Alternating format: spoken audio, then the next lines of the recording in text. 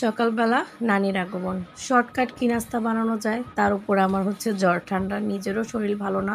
কোনোরকম উঠে দৌড় দিয়ে গেলাম রান্নাঘরে, যে রুটি আর ডিম নিয়ে লেগে পড়লাম আমার শর্টকাট রেসিপিতে। চলুন শুরু করা যাক।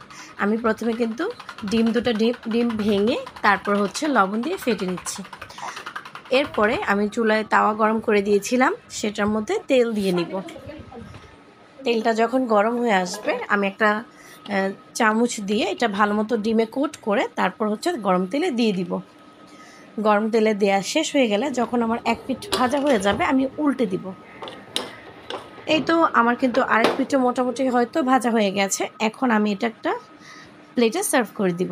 সার্ভ করে নিয়ে যাচ্ছি নানির কাছে, কারণ নানির হচ্ছে মুখে ঘায়ের সমস্যা আছে, উনি ঝাল কিছু খেতে পারে না। তো তার জন্য এটা কিন্তু হেলদি প্লাস শর্টকাট। আমারও যেহেতু শরীর অসুস্থ। Thanks for watching. নানিও খুশি, আমিও খুশি।